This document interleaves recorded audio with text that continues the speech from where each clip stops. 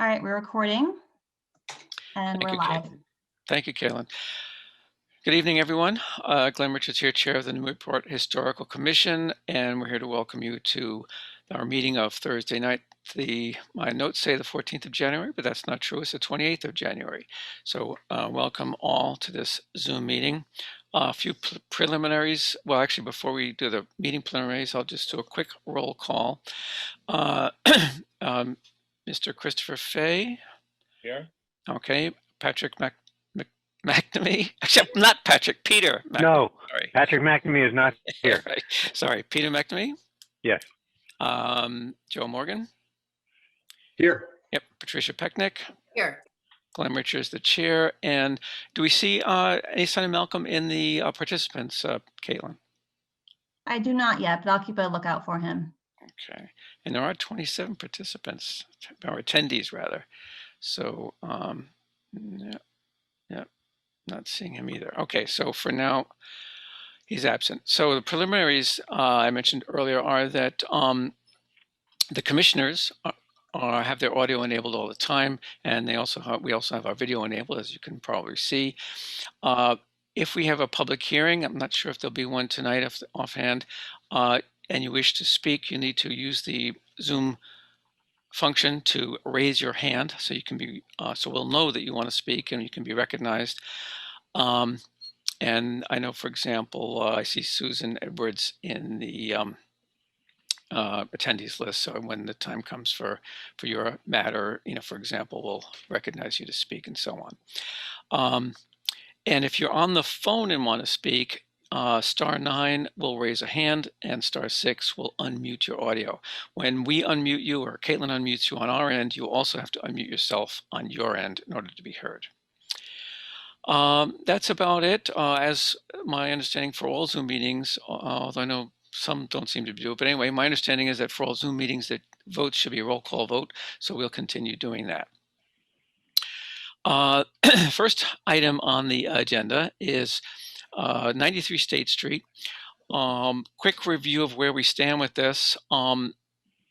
Last meeting, we heard from the applicant. They presented some significantly revised plans.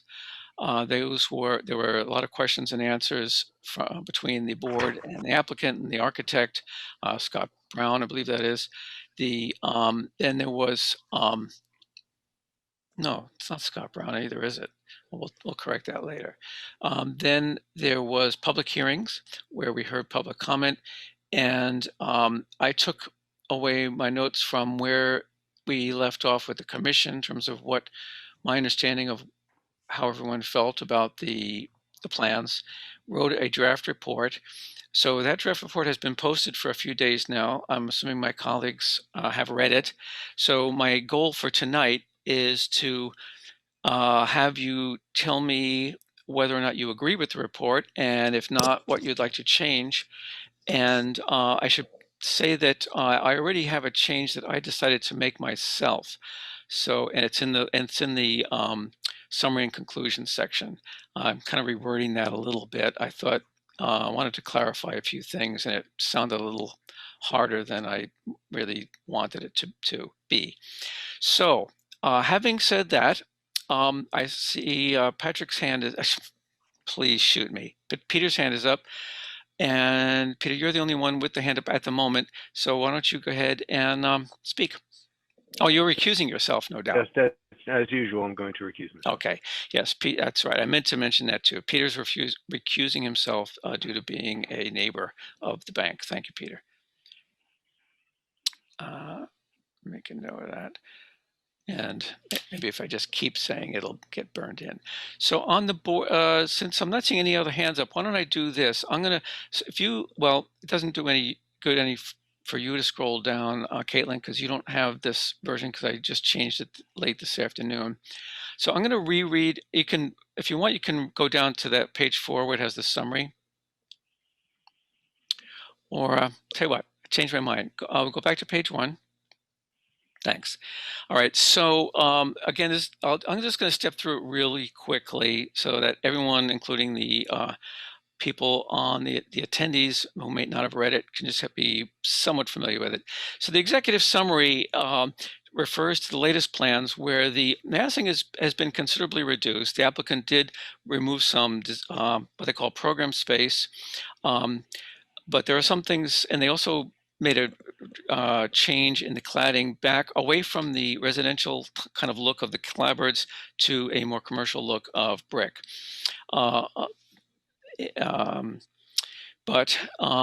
As the notes here in the executive summary state that the height is still an issue, and this change back to brick may be an issue. So can you go down to the next page, Caitlin? The image on this page is designed to just show why we pay so much attention to the neighborhood. The area outlined in red is the location of this proposed structure. You can see to its left here the 1980s edition and the historical bank structure, to which these are all to be attached. So it is technically an addition to the original structure, but it's further away from it than it is to a lot of its neighborhood, its abutters in the neighborhood. Okay, and then if you're going to go down to page 3, please. This is another image that I put together taken basic images from the plan submitted by the applicant. And actually go down to page 4 real quick, because this will explain what I was talking about, that perceived height. This is from the bank's plans, and it shows the ridge height, mean roof height, and eave height of the main or historic building. It says 1870 on the plans. It's always, some people say 1870. I've heard also 1871, 72. We'll just call it 1870 to be consistent. And you see here that they're taking that measurement from that central pavilion, which if you look at a bird's eye view, you'll see that that's a relative minority of the whole mass of that building. It's basically a one-story building, admittedly a tall one-story, and it's up several steps up from grade. You see those small windows. So anyway, a casual viewer walking up State Street, the overall impression of height is that where that red line is, at least in my opinion, that's about 23 feet, give or take. That's it's 2210 to where that line is. That's an actual dimension line from the applicant. So you see it's right around there. Okay, now you can go back to page 3, Caitlin. So I put that line in. You see it in green on this illustration. So that's what I'm calling the overall perceived height of the old building. The blue line is the eave height of the current plans, and those other lines, ridge height, 33.4 inches. That's that small central section of the main old building. So I'm not really taking up, I don't know. I'm not saying that they're wrong to do that, but what I am saying is that a lot of what we have to deal with, the applicant has correctly pointed out, is subjective, and a lot of it has to do with perceptions. And I think that it's not unreasonable to say that there is a perception that the main building presents itself as having an eave about where that green line is. The red lines are also well, 2 of the 3 are from the applicant's plans. That 21 foot, give or take, that little squiggle means it's approximately 21 feet. That's the smaller houses on Prospect Street, 7 and 9, are in that ballpark. The 23.5, that's I think 1113 Prospect. The current eave height is pretty much where it was the last set of plans, about 24.5 feet. So the height is, in our opinion, still an issue. And okay, now you can go to page 4 one last time. And what I'm going to do is I'm going to read my revised summary and conclusion. All right. So you'll have to just kind of listen to this one. The issue of excessive mass has been improved with this redesign, but not eliminated. At the same time, other aspects of design which bear upon how well the proposal harmonizes with its locale are not necessarily improvements. The brick design is more harmonious with the historic structure, but makes a strong contrast with the more immediate locale. This neighborhood locale, as stated in previous reports, is considered worthy of note and preservation by the Massachusetts Historical Commission, as they documented in a Form G report. This reinforces the need to take very seriously the impact of this project on this location. Second paragraph. Regarding the relationship of the proposed structure to the historic building, the proposal still departs from the standards because its overall massing, footprint and height, is considerably higher than the historic building, which is deemed inappropriate. The proposed location, far back on the lot, may make the structure appear less overwhelming, but only from State Street not from Purchase Street or Otis Place. Therefore, it is the determination of the Commission that the proposed design has come closer to compliance with the Secretary's standards, but still falls short, and therefore we cannot recommend that a special permit be granted based on this design. And that's how it ends now. So that's the revised summation. So I'll turn it back to my colleagues and peers here. Anyone have a comment? The main thing I'm concerned about is I know that both applicants and the members of the public and the planning board, all concerned, will want to know that this isn't just my opinion, but is the opinion of the board. So it is really imperative that if there's anything in this report that people find needing either to be removed, added, or changed, please let me know. And with that, I'll pause to take a drink. Only water, I'm afraid. Any comment from anyone? I have a comment, and I don't know if it's the grammar, but it's the second paragraph in the summary. Yep. It's your first sentence. Mm-hmm. And tell me if I'm off base here, but as you read regarding the relationship, after the parentheses is considerably higher, you're changing it to, than the historic building, which is deemed inappropriate. To me, it sounds as if the historic building has been deemed inappropriate. Actually, I didn't change that. It's still considerably larger. Okay, but my let me look at it again. Question is the final clause, I guess, which is deemed inappropriate. Does that make it sound as if we're saying that the historic building has been deemed inappropriate as opposed to the I see. proposed new building? Yeah, well, obviously, what we're deeming inappropriate is for the addition to be larger than the historic building, right? So let's see if we can slightly reword that to be clearer. Massing the historic building. Well, I could simplify it a little bit by just saying, let me just make the change, and then I'll read it to you guys. Still.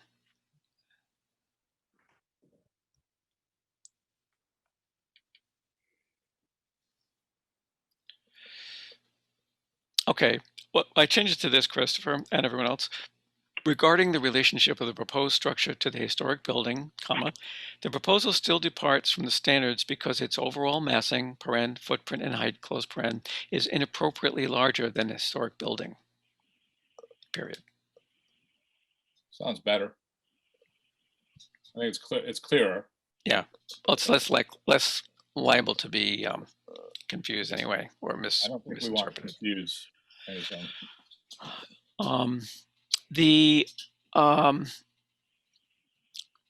No. If I may, Yes, Peter. I'd like to point out in the second to last paragraph, I think you mean to say Prospect Street or Otis Place in that last sentence, not Purchase. I did.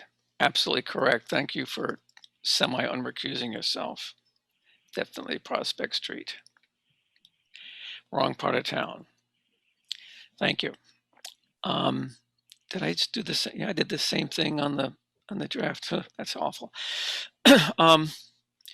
So I'm getting the impression that no one has any strenuous objections. So let me ask this question of the board. I know the applicant has, is running short of patience, and no one can blame them. This has been going on nearly a year. I know they would love to hear something concrete as to what would make this comply in our case. So I have a thought on that, but before I ask that question, let me ask about the design. We're basically pointing out two areas of conflict with the standards. One, in terms of the overall massing, particularly the height.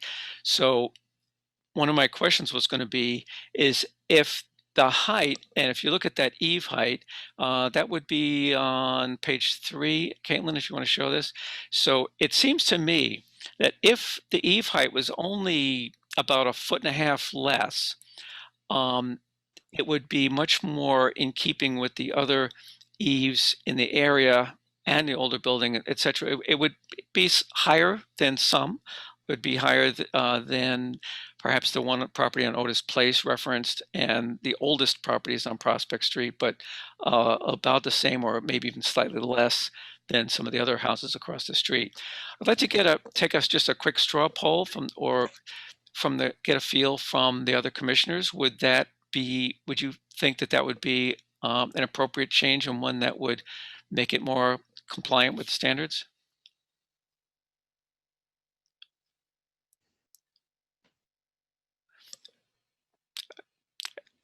Are you all speechless? I mean, Patricia, Joe, Christopher, any thoughts on that? Because I know I'm just suspecting, and we can, and also if you have any questions for the applicant, I believe they are here. I know they're planning to be, so you can ask a question of the applicant as well. So any thoughts on that at all?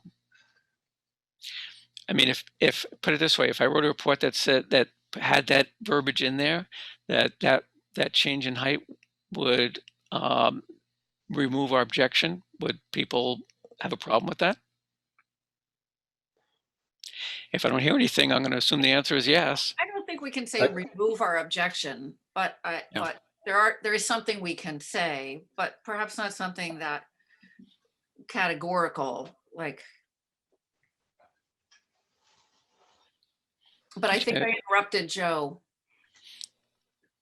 Oh, partly. Go ahead, Joe. I see you got your hand up. What did you want to say?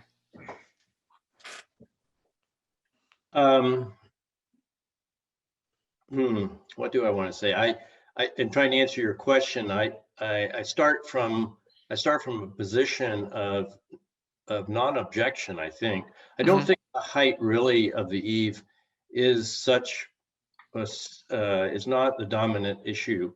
I think there's still a question of perceived mass, perhaps. I think that's what I'm hearing some of the neighbors say. I think that's what I'm hearing some of the other commission members saying, is there's still a question of perceived mass. I'm not so sure that the eave height, since, I mean, just looking at your diagram, Chair Richards, I don't see that they're so far off, really. Right. Especially given the setbacks and the street corridor there that separates. Right. I mean, the one place where they really are clearly in conflict is with, I think it's number 4 Otis Place, where this very small neighbor that's the very near abutter that's really only 1 story under eave, and I don't think that's really an issue. I mean, I don't think you can point to that as the average case. So I don't. For me, it's really not at this point not about scale. It's really about materiality of the proposed design. So yeah, I was going to get to that next. The design, like the cladding and so forth.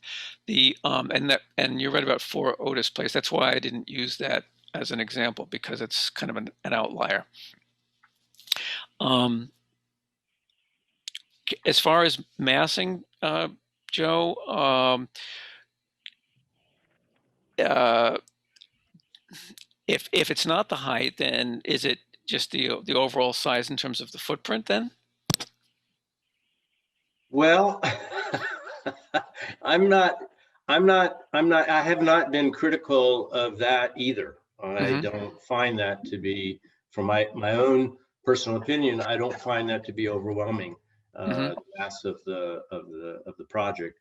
I certainly not from the State Street side. I don't think it's an issue at all. Clearly, in the neighborhood, there's some pushback from the abutters, still perceiving it as overly massive. That's not my impression. I don't read the renderings that way. I don't see it. I don't see it as a massive structure.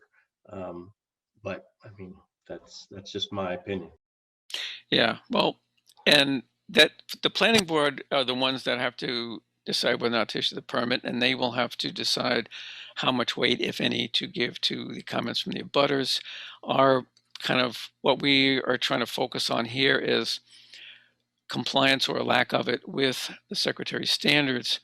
And you know, I was talking to Planning Director Port about this, and it's a very tough case because, as that first diagram I showed, the one with the red outline of the area, you know, it's a commercially zoned lot.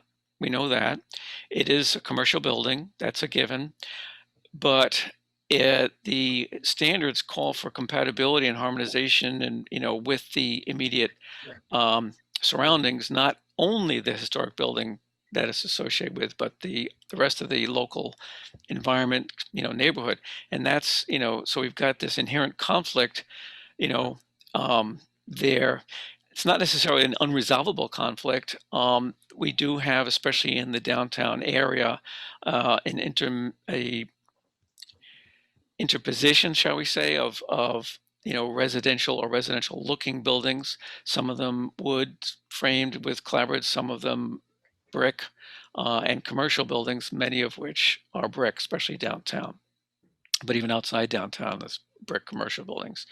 Yeah, I'm sure we all recall the applicant pointing this out in prior meetings about, due to the way the building developed historically, there were commercial buildings in what were formerly residential neighborhoods, and a lot of the rest of the residential neighborhood is still there.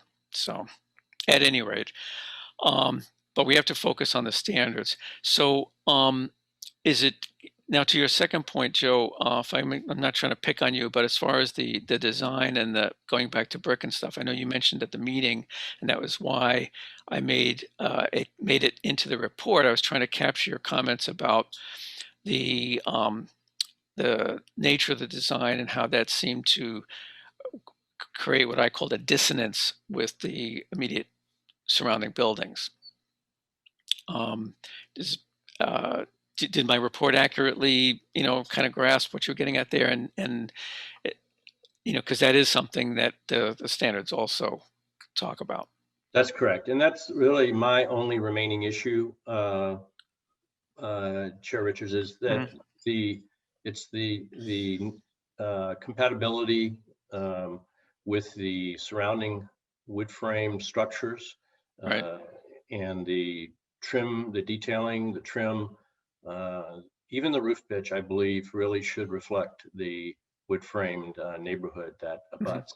And I mean, I have no objections to the way the current design is detailed. I think it's a good design. It's got a bottom top and a bottom, middle, and a top, which is detailed appropriately for institutional structure, I think. But it's just, in my reading of the Secretary of the Interior standards, it does not comply with the intent of the contextual requirements. Okay, that's pretty much what I took away from our meeting last time, and I think I pretty much captured that in the report. Now, so Agreed, yes. since Peter is recused, that leaves Patricia and Chris. Oh, I see your hand is up, Chris. Why don't you get and speak? Yeah, I would echo the reason I raised my hand is to say basically what Joe said, because I think that as we look at the standards, it's just not compatible. I think to go to your original question, if we bring down the perceived height or whatever that is, we could do this forever. We could bring it down 6 inches. We could come back 2 weeks from now, bring it down some more. I don't think it changes the compatibility with the neighborhood. And I know that, you know, legally this is zoned for commercial, but this is clearly a residential neighborhood. And I don't want to rest on the sort of argument that in the past we've done this and it's been allowed to, you know, build a mill right downtown. And so therefore it's okay for commercial buildings to be built in residential areas, since that's happened in the past. Because as we all know, our homes may once have served as some sort of commercial. That was kind of the nature of things. It's it's still a residential neighborhood. So I'm not sure I buy that argument that, past practices, I guess. Well, I would agree with your point about not adhering to the standards in terms of compatibility. okay. All right. So, and it sounds like that's your main focus rather than the math. All right. I think the mass makes it incompatible, as well as the design and materials. I'll leave that to Joe and others. But I think that, lowering the height of this building or shrinking this doesn't necessarily change my opinion about its compatibility. Oh, okay. We're kind of splitting hairs when we start to do that, I think. Yeah. Well, it's not our job to to design this thing.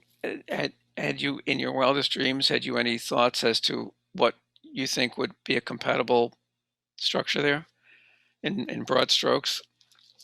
Are you asking me? Yeah. Sorry. No, I haven't Yeah. thought about that. No. Yeah. Okay. Fair enough.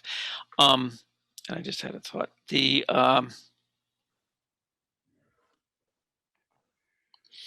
Okay. Well, trying to think then if I need to. So it sounds like I can ask for a motion to approve this this report to go to the planning board as amended. If you want, I can read you the amended ending again.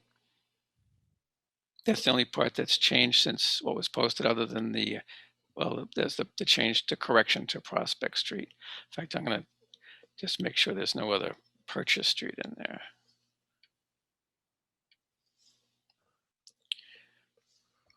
Would anyone care to make such a motion?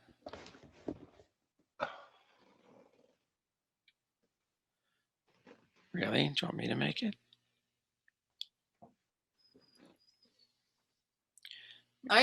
Glenn, I was trying to raise my hand to just. Oh, okay. To just add that I understand how difficult this is, because as you said, I understand the applicant's argument that it should read as a separate structure because of its distance from the historic building. But then if we read it as a separate structure, it's even more obligated to fit in with the context buildings. And for me, it really still is about height and massing, and I am less focused on materials. I feel like that's cart before the horse. I think that the height and the massing are still the things that make it incompatible. I was actually expecting, after the last planning board meeting, it was mentioned, well, what if the eave line were brought down 5 feet? I was kind of expecting the eave line to come down 5 feet. It's come down, 3.5 feet. But I'm not gonna, talk about materials compatibility, I guess, until I understand how the height and massing can be reduced so that it conforms to the standards. So I just meant to add that. Sorry, I will. Yep. Yeah, not a problem. And by the way, it's the ridge has come down 3.5 feet. The eave is essentially the same on the last from. Yeah, the eave height. Sorry, the eave height is what I meant. Yeah. Okay. Richard, this is Caitlin. I just wanted to let you know that it looks like Malcolm Carnwath has joined the meeting. Oh, okay. Well, we'll assume that he's. I'm not going to. I don't think it's appropriate for him to vote on this because I don't know how much of it he's heard. But so I see you've got him in as a panelist. Would like to hear if he has an opinion. Now should have had a chance to read the report. Malcolm, I assume you can hear me. You're unmuted. Can you unmute yourself locally so you can speak? Can you hear me now? We can hear you. Yep, I can hear you, and I see a nice shot of your ceiling, but that's okay.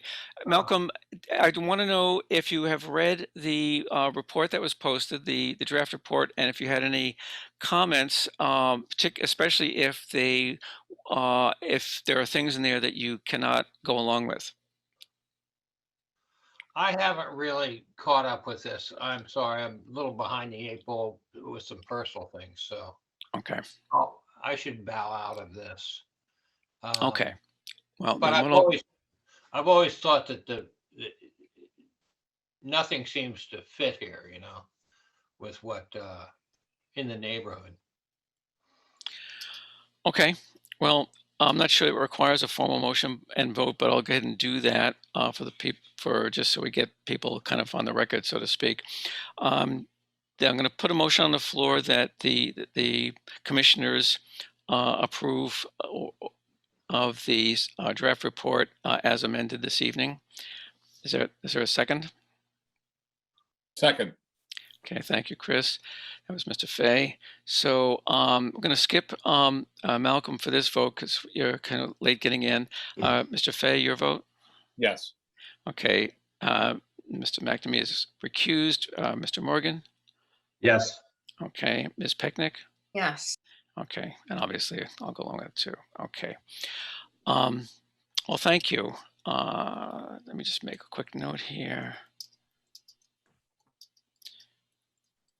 And Caitlin, I'll get you the amended report so that that can be passed along to the planning board.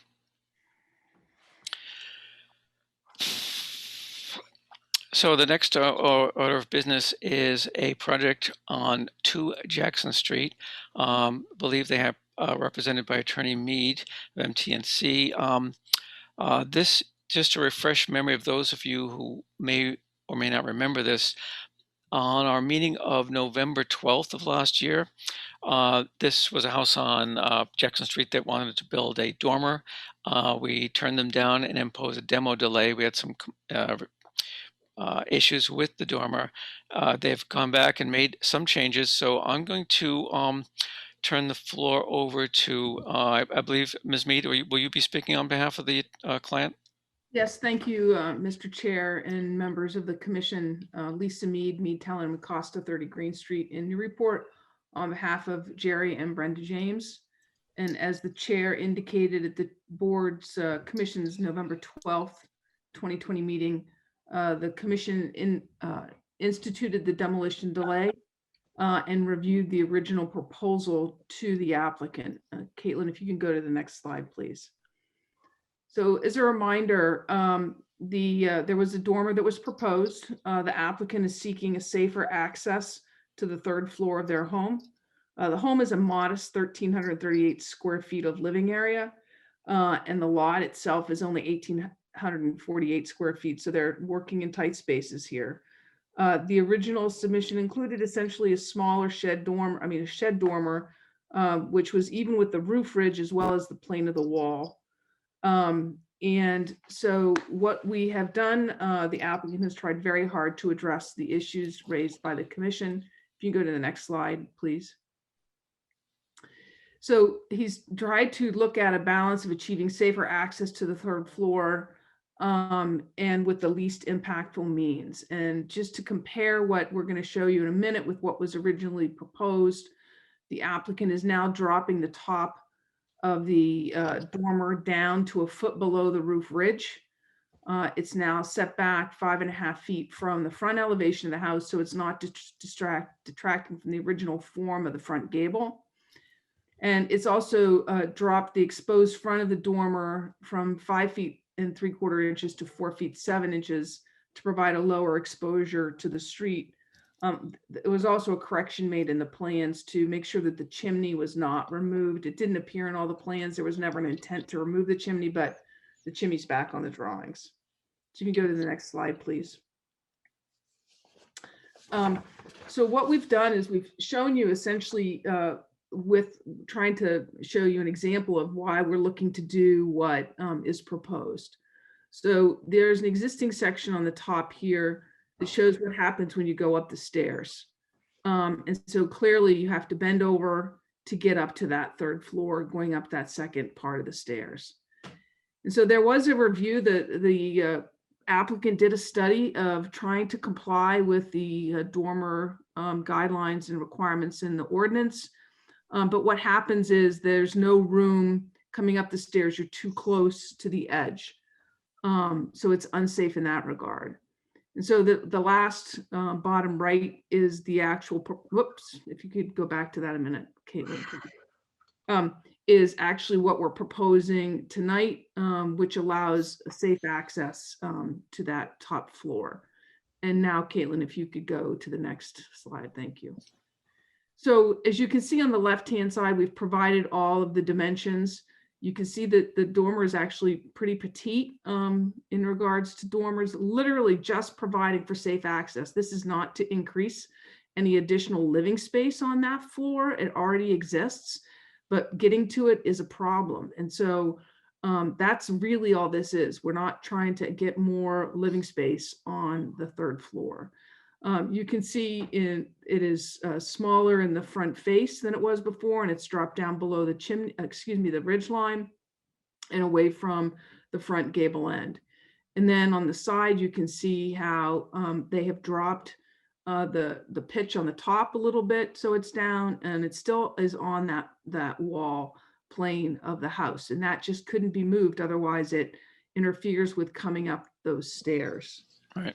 So the applicant's doing everything it can to retain the integrity, historic integrity and form of the home, but at the same time making it livable and trying to do so in as least impactful way as possible. And we believe that it continues to meet the standards that you are required to apply in this particular instance. Okay. Did you have any illustration that compared the original plan to the new plan, Ms. Mead? I did not. No, I didn't Okay. provide that because you have that in your files. So Okay. I have it, Chair Richards, if you want me to pull it up. No, not really. Okay. I was because I was looking for I can see the difference in the moving it down from the ridge. That's obvious. right. I was trying to. I just didn't remember how close the other one was to the front.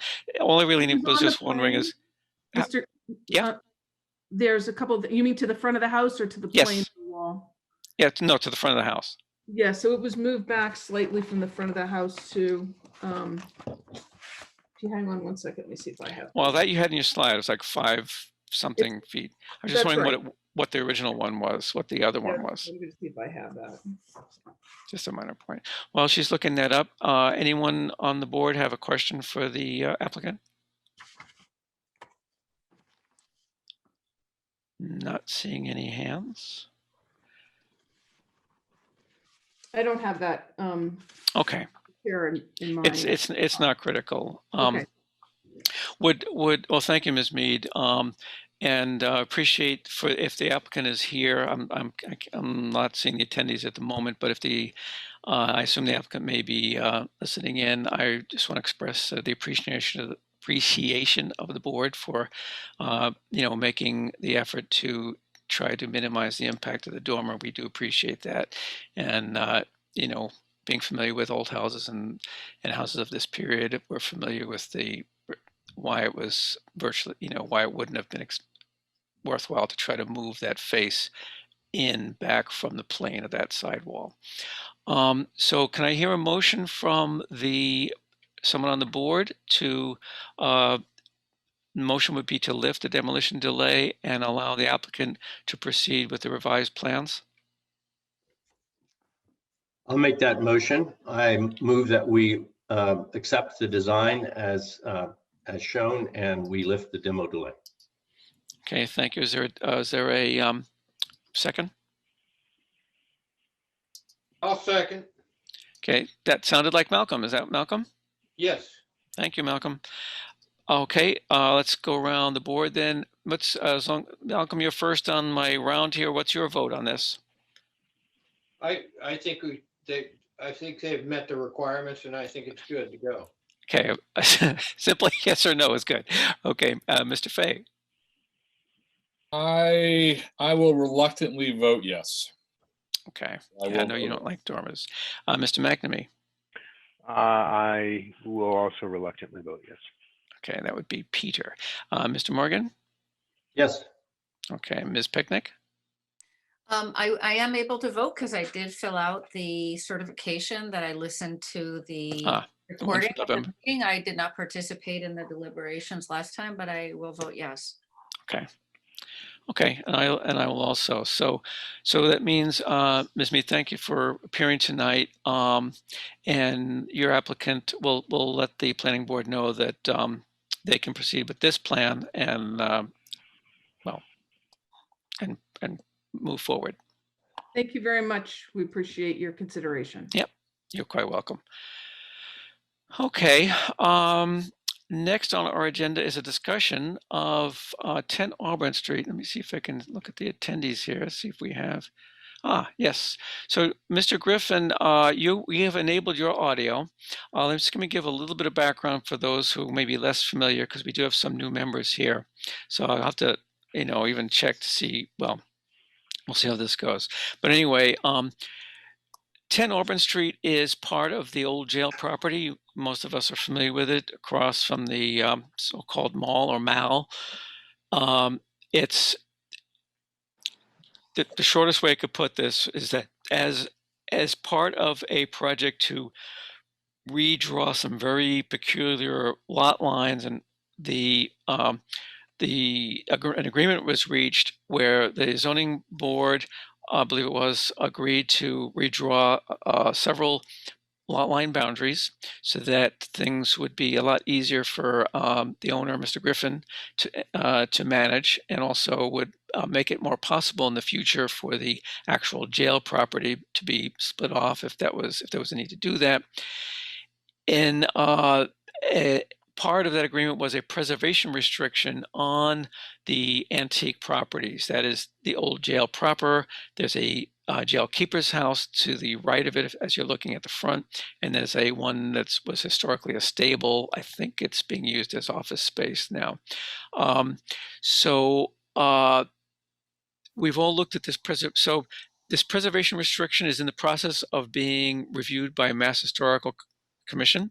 So it's not formally recorded yet. However, we believe it's enforceable by virtue of being referenced by the zoning board as part of the agreement. So, having said that little bit of a preamble, there's, I believe, I'll let you describe it, Mr. Griffin, but I believe this is, you want to put something in front of the keeper's house. So why don't I let you describe what it is you'd like to do? Okay, well, thank you, Chairman Rick. I appreciate that, Glenn. Yep. If you live on the property, my wife and I both occupied that front apartment when we were first together and have lived there off and on. You find out that you're in a fishbowl, and when you're in front of it, you're just directly on the street and on Bartlett Mall. And while the view is beautiful and one thing and another, if you have a barbecue grill or your tables and chairs or anything, you're just really exposed.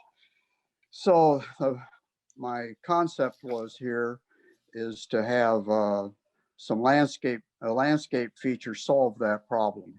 And I chose to use elements of garden structures, primarily a trellis and a panels of, let's say, a 5-inch grid of a trellis that could go across, that you could grow vines up on. So in the summer, there would be a little bit of privacy if you were behind it. And yet in the fall, winter, and spring, it would be wide open. And when viewed from the street, it'd be almost invisible because we're not envisioning this trellis to be very opaque.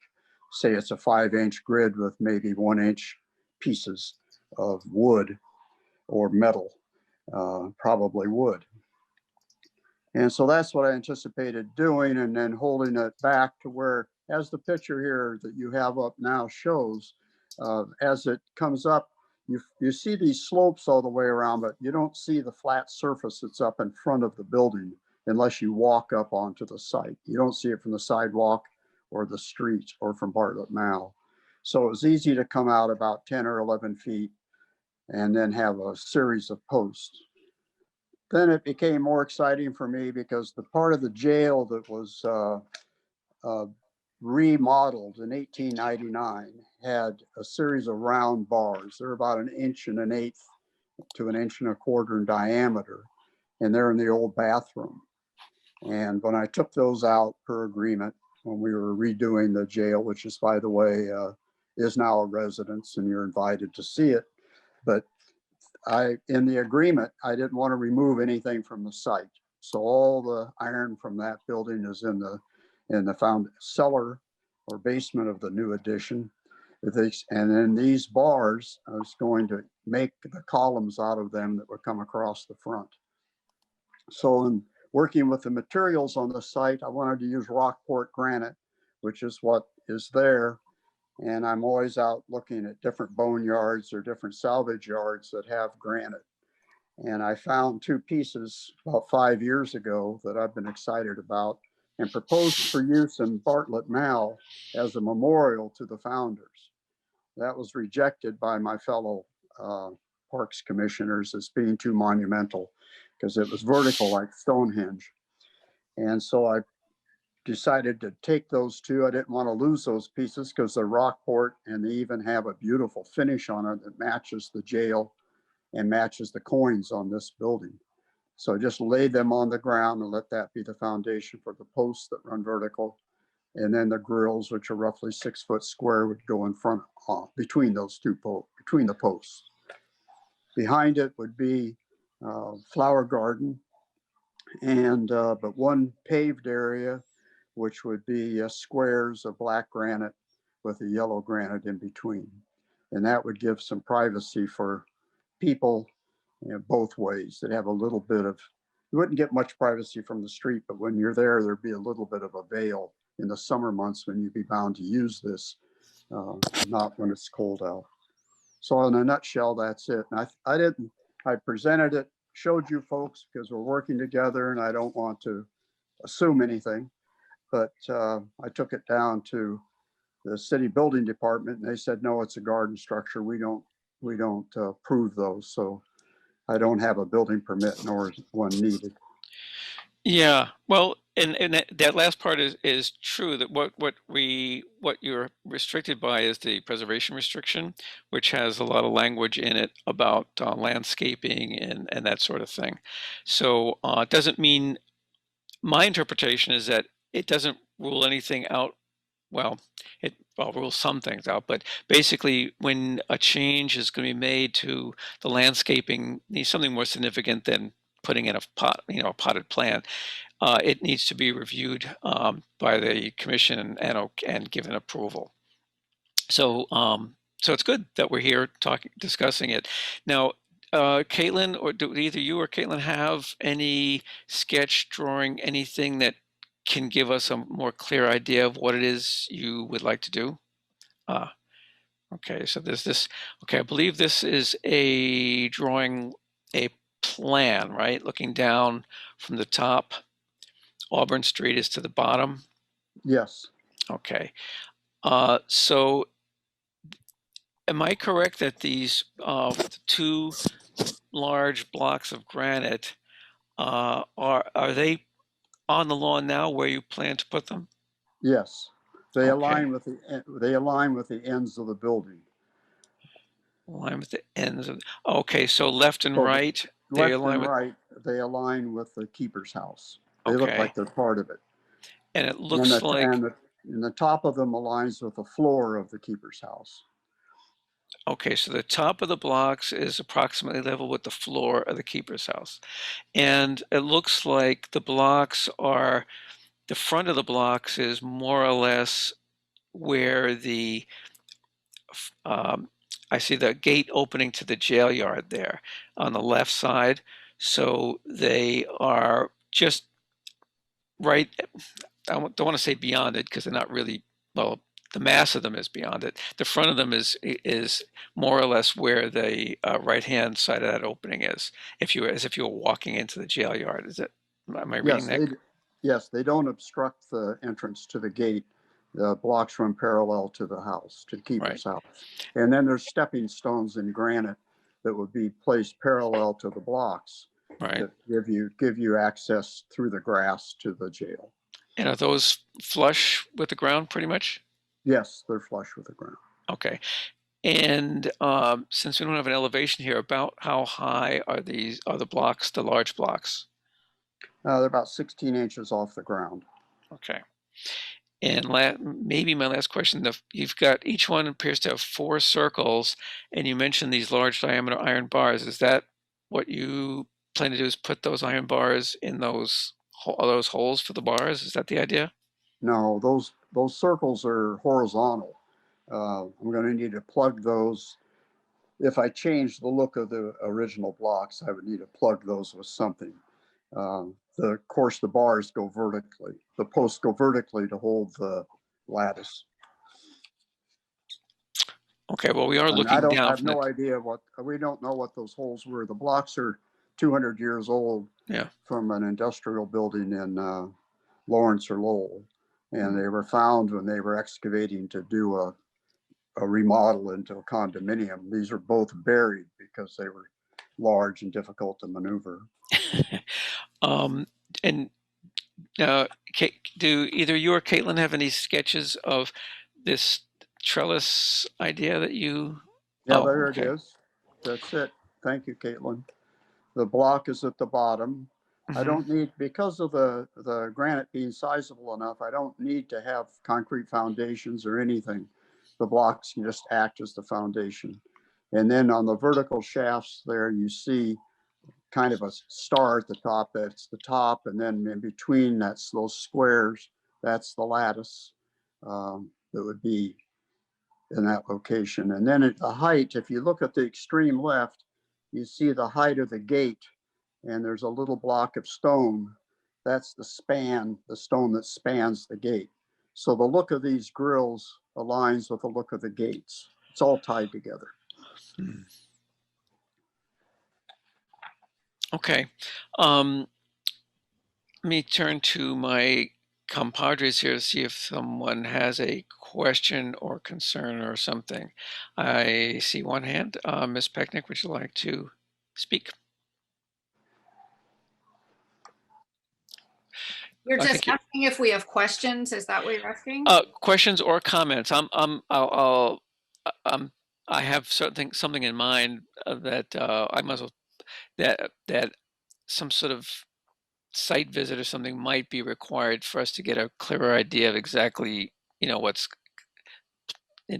imagined here. But why don't you go ahead and say what you want to say? I do have a lot to say about the zoning variance and the PR. So, the owner has really conferred an important benefit on the city in entering into this preservation restriction with us on the commission. But the owner has also, assumed some mutually agreed to limitations on what alterations can be made to the building and the landscape as a result of the PR. So I think, as you mentioned in the beginning, the owner was granted a zoning variance on the condition that the building and landscape on the property be protected in perpetuity. And I know we have to think about, what a future owner of the property needs to understand about what can or cannot be erected on the landscape. And it's interesting, this was my very first meeting on the NHC back in July of 2019, when the PR first came before us. And we were so excited about, what Mr. Griffin has done to preserve this fantastic building. And so we got the baseline photographs in the PR, and we saw the open landscape in front of the keeper's house.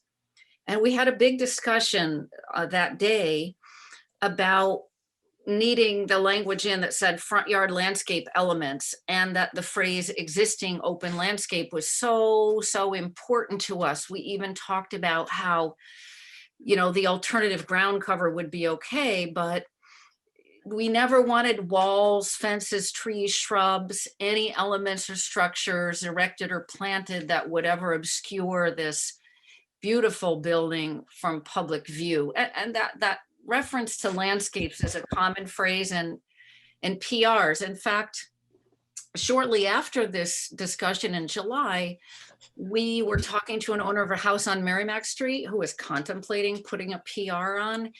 And we said, well, you would need to trim the shrubs and tend to the trees in front, because the public benefit of PR is that the public can see a property that's protected. And then we had a different property where we hold a PR in a house on 496 Merrimack. And, the woman there was very disappointed because we said, under the terms of the PR, you're not going to be able to put a pergola up.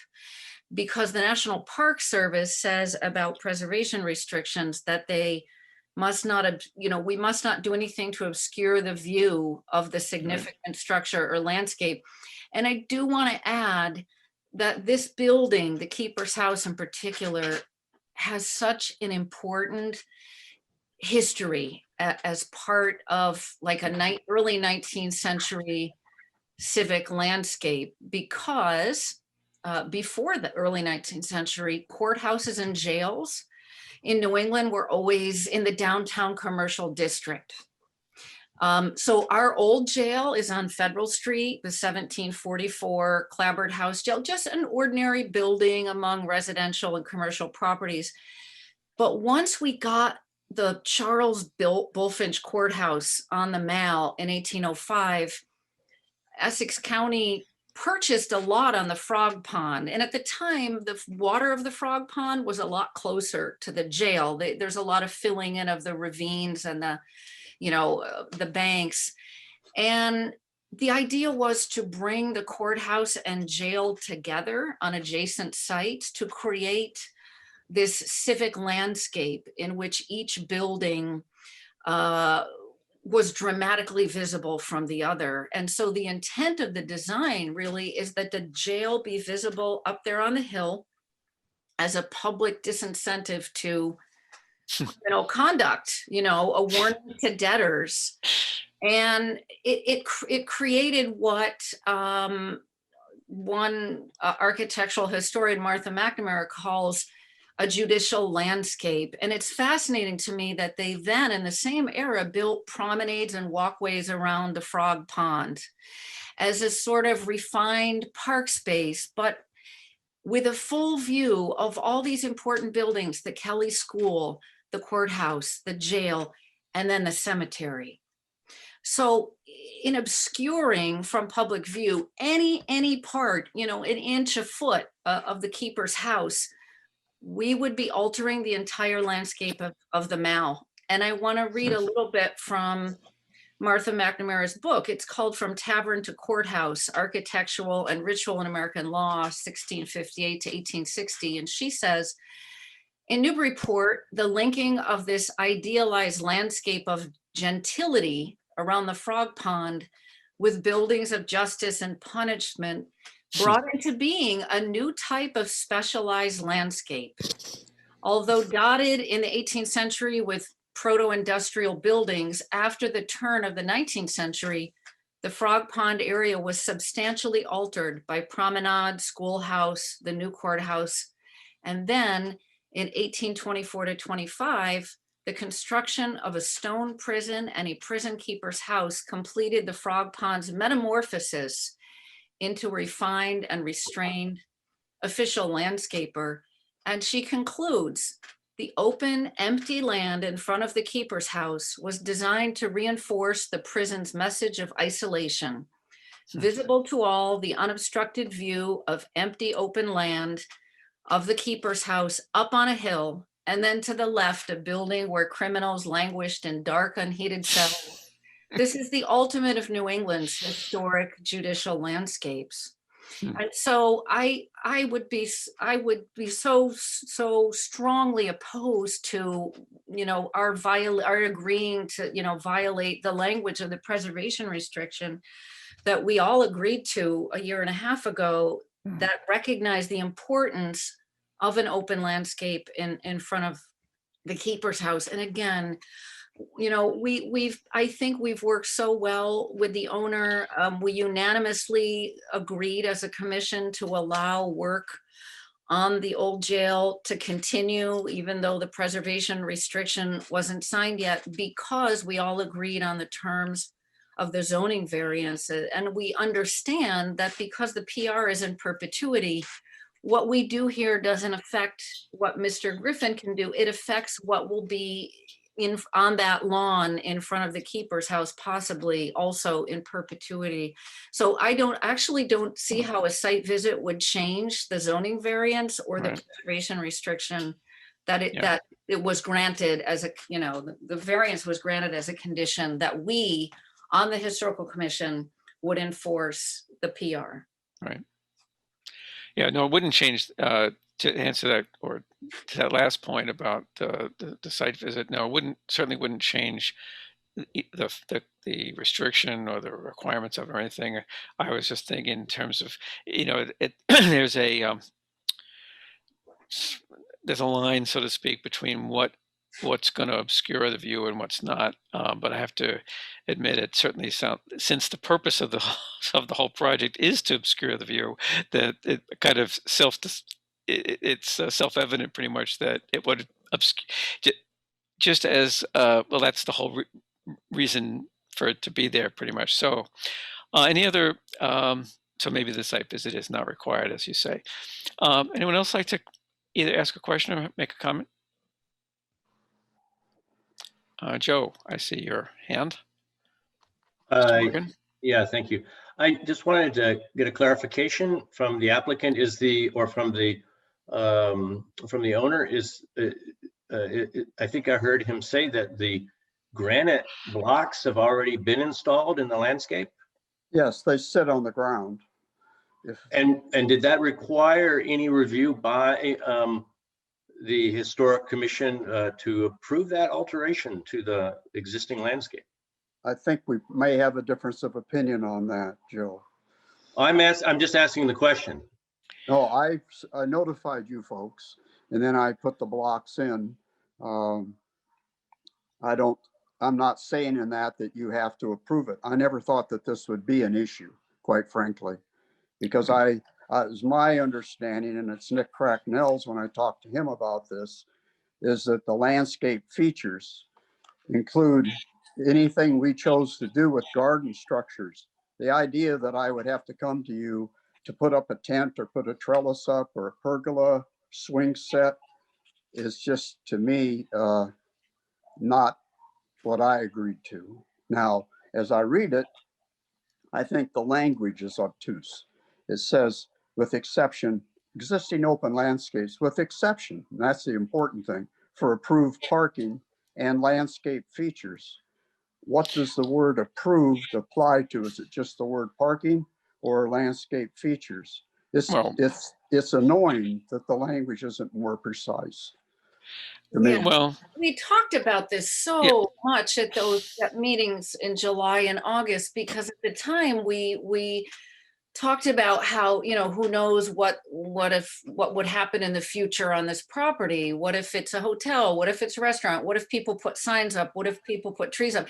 We really did talk about the fact that open landscape meant there can be an alternate ground cover, but that there couldn't be something erected, constructed, planted. I mean, just look back at my notes from those meetings, and that is what the language meant under the PR. So I understand the interest in privacy, but it's sort of an agreement between us as the holder of the PR to say to the public, there's a benefit to you, which means we're preserving this whole view and landscape between the mall and the courthouse, and and so that's just part of what we have to enforce, and that's why there is a zoning variance that allowed the other kinds of work and the subdivision of the lot. And I feel like we've been so supportive of all the great stuff that you've done, but this isn't possible under the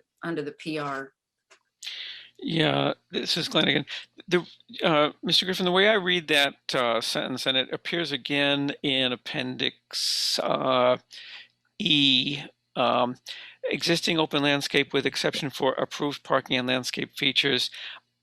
The way I read that in terms of just an English sentence is that the parking and landscape features need to be approved.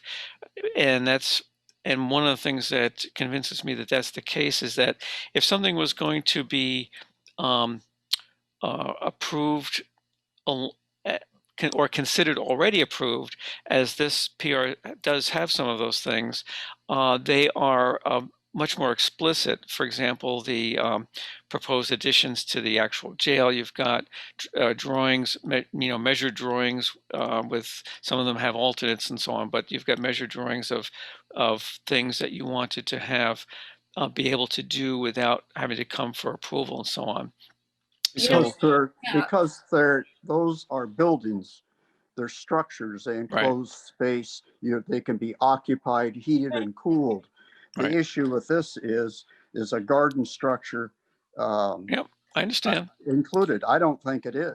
Can somebody, But, I don't think it qualifies as a garden structure, but can you roll down and can we see the baseline documentation in the PR, some of the well, photos? I think the key one is where you are. You're on the right page there. I just Page want to look at 22.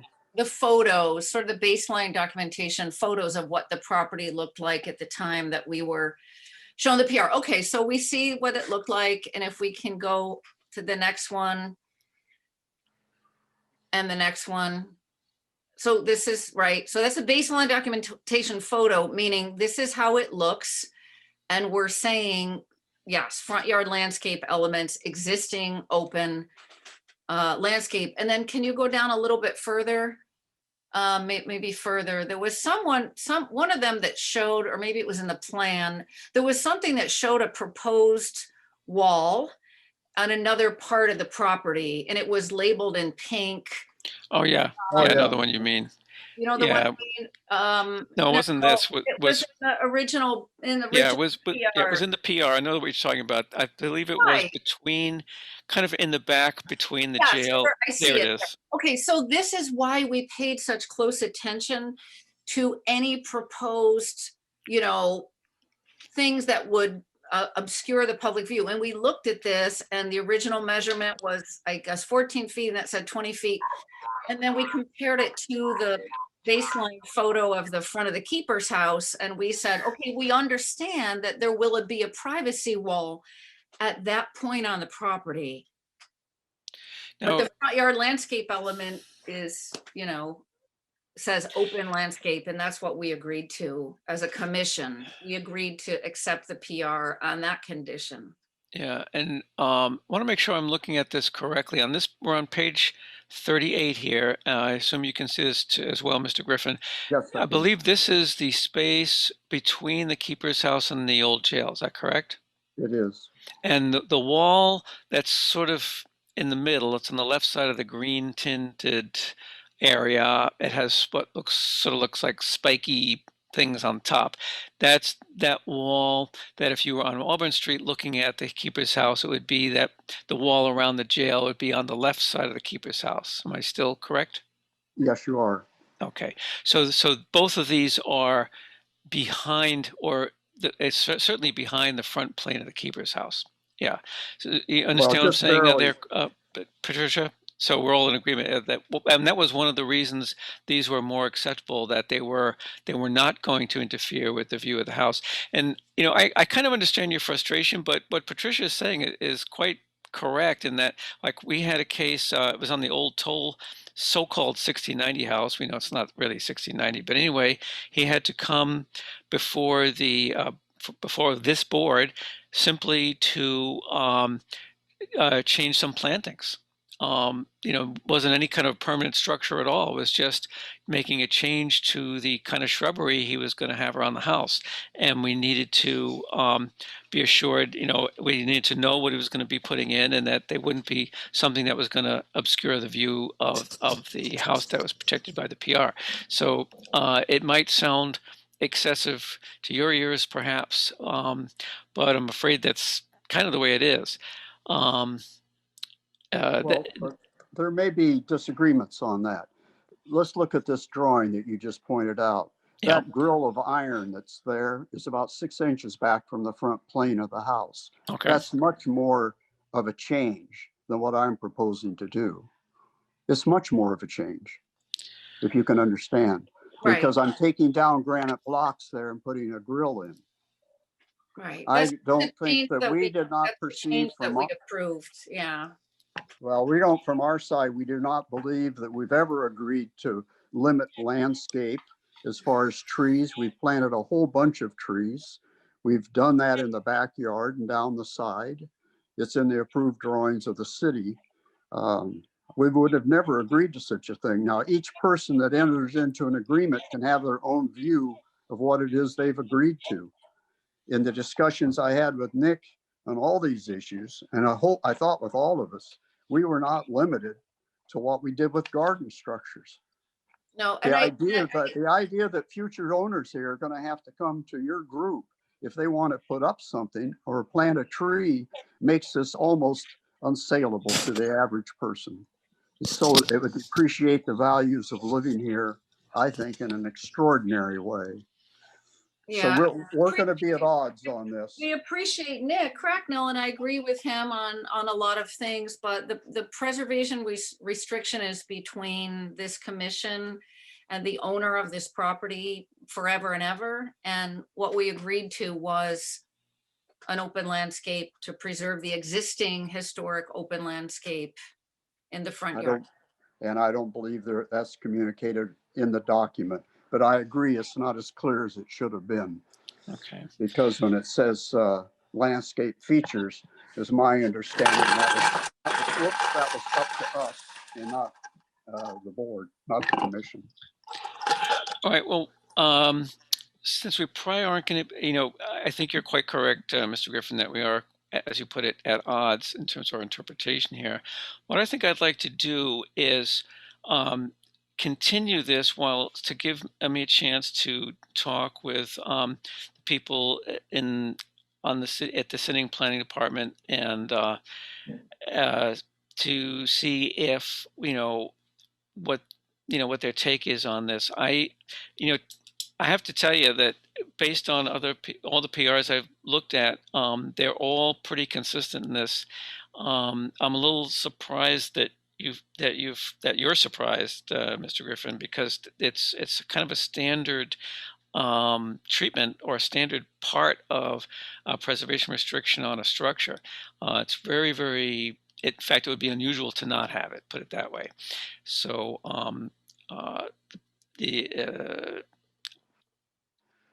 So anyway, I'd like to, I think we're going to have to do a little, have some, talks with the planning department, possibly with the ZBA, see what their understanding was, since they were the ones that issued the permit. They have a role here as well to see if, but I'd be surprised if they didn't see it the way we've been describing it, Ms. Pecknick and myself.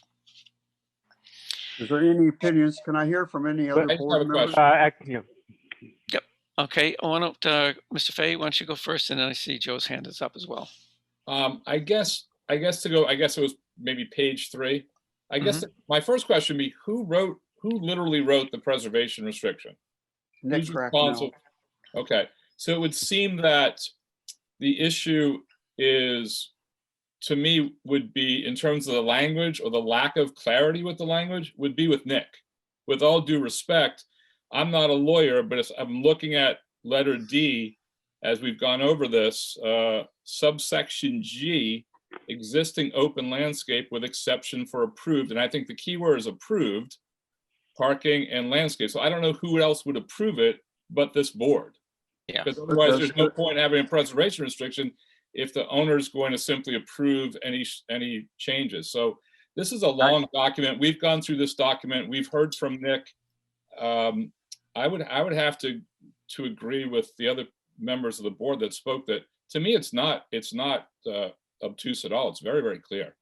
And I think maybe we ought to go back to our respective corners and you can have a discussion with Nick. And I mean this with all due respect, because I think what you've done here, as everybody said, is fantastic with the property, but this one's too much for me. And I think that the language is really clear. So. Yeah, thank you, but when he said approved, what Nick is telling me, he meant it's approved in the document itself. Right. It didn't mean it doesn't mean a future approval. Right. So that's the difference, I think. All right. Well, we'll get back to that in a second. I wanted to hear what Joe has to say. He's got his hand up. Yeah, thank you. I just wanted to say that I have a hard time understanding exactly what the proposal is, because it's very, very rudimentary, the image. And I do believe that if we get to the point where we actually see a real proposal here, I think that I'm not going to be able to respond unless I see something that's a more rendered and perspective view of the proposed project. I have to understand what's being proposed before I can even comment on it. And I think that that's the material that was presented tonight is it's just not clear. It's not serious. I mean, I think a serious proposal requires a serious presentation. Thank you. Yeah, and what I'm going to do is I'm going to, usually these preservation restrictions have at the end of them a little appendix, and they almost all have this, and it's called restriction guidelines, and it's basically a little addendum at the end that's clarifying what things can be done without approval of the board and which things cannot.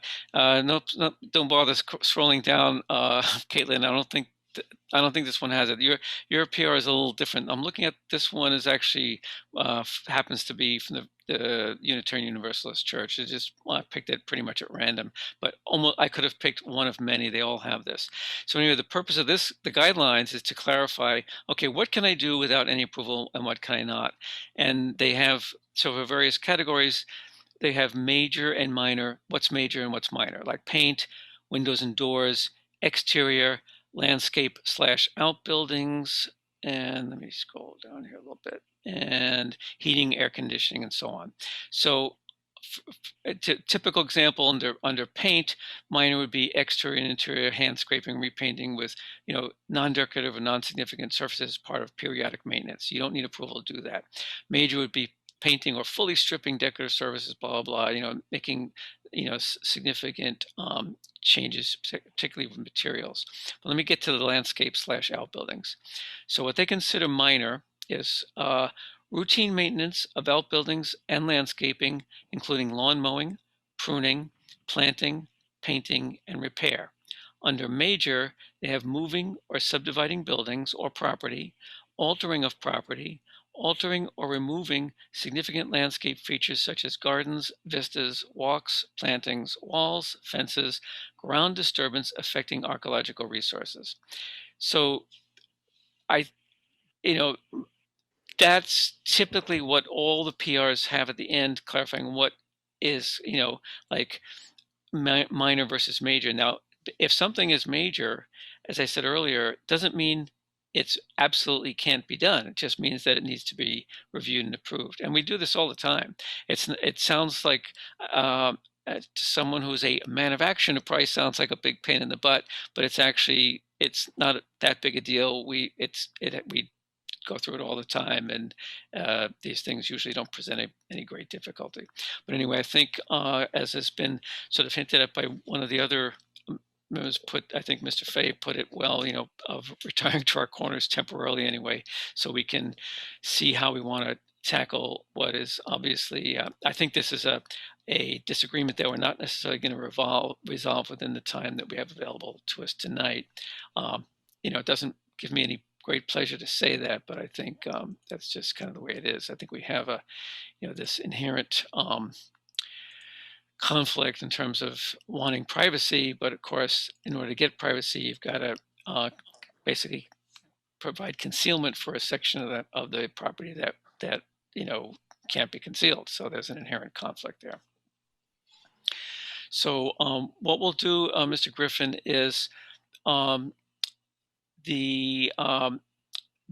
we will, Caitlin, I think you and Caitlin at the planning board, she's also on this meeting, have been in touch about this. So myself, probably Patricia, my vice chair, will, and Andy Port and Caitlin will kind of huddle on this, see what, if we want to, if we need to get the ZBA involved at all in terms of clarifying what should or shouldn't be. And I may also, I have a contact at the Mass Historical Commission. I know they've got your PR down there and are reviewing it. It's been a while now, so hopefully they've been looking at it and they may have an opinion. I suspect they will have an opinion actually on this. I'd like to hear what they've got to say. So we've got a little bit of homework to do there. Can I say one more thing though, Glenn? Sure. The zoning variance incorporates the PR. The PR is between us and the property owner. So the zoning right. the Yeah, I hear you. ZBA is gonna say, yeah, whatever's in the preservation restriction, and we're saying, Right. in the preservation restriction, it says preserve the open landscape in front of the keeper. Yeah. I think Yeah. it's not as complicated as all this, but I Yeah. understand that people wanna, you know, think Yeah. about, you know, look at different places, but it's the least complicated thing that's ever come before this commission in the year and a half I've been on it. Okay, do you agree with my inclination to see if our contact at Mass Historical Commission? Yes, Yeah, I think sure, that's a good idea. because when this came in front of us a year and a half ago, I remember contacting people at Mass Historic and at the National Trust, asking about what sort of landscape element language Right. belongs in a PR. I mean, Ah. it was my very first meeting, and I did my homework, and Right. I'm sure that I'm right, but Right. Yeah. we can talk about it again next time. Okay. When Joe Morgan, it was either Joe or Christopher, I'm not sure, was speaking, saying he didn't think the presentation was serious. That was not drawn for you folks. I didn't know I had to come in front of you folks. That was just a sketch for myself. But I just wanted to make that clear. Oh, okay. Yeah. I wasn't working on making an application to you. Right. Yeah, I understand that. Because that I was didn't believe it. Because I didn't believe it was required. right. Okay, thank you for that clarification, Mr. Griffin. That You're helped. welcome. Yeah, and I'll just add a little bit. I should have probably tried to explain that to the commission that I was party to communications from either the planning board or directly from Mr. Griffin, and had some sketches and so on. So I at least had some of an idea. And as Mr. Griffin points out, they were really just, you know, rough sketches, because his understanding initially was that it, you know, was kind of a non-issue, but obviously it's not. But Glenn, maybe Yeah. could we share with the other board commission members then the information that we did get in an email? Well, it was about basically those drawings. describing it? But it was, no, we got a narrative, we got a description. Or, Caitlin, is that posted somewhere? We got a description of exactly what the oh, okay. work is. Is Yeah, this it what you? should be posted online right now. It But doesn't. here it is. Yeah, if you can someone just read it so that people understand what is being proposed here? Well, it's pretty much what he said. Is this the one you're talking about on that she's showing now? Yeah, probably, I don't know. Yeah, maybe. I can't read it, but it's so Oh, little. okay. Screen too small. Yeah, it's basically what Mr. Griffin described in the beginning about, you know, the granite blocks and the lattice and so on, and you know the spaces between the squares and so on, the patio behind it and so forth. But yeah, we can. It's if you'll forgive me, it's a little long to read the whole thing out. Okay, And it would be hard to follow anyway because it's so okay, sort I of got it. visual. But if you kind of have it, if you read it with the sketch available to you as well, then you can sort of you can make sense of it. But yeah, but as Mr. Griffin says, it really was not, you know, intended to be a formal application. Okay. Let's move to the next item on the agenda, and we'll continue. Well, actually, before we move on, I think we should take a vote I'll propose a motion, just so we are all official here, a motion to continue this to the next meeting, which is February 11, is it? February 11, yes. So the chair is making a motion to continue this to the February 11th meeting. Is there a second for that? Second. Second. Okay, thank you. I heard Mr. Fay and somebody else. So Malcolm, if you're there, do you have a vote on this?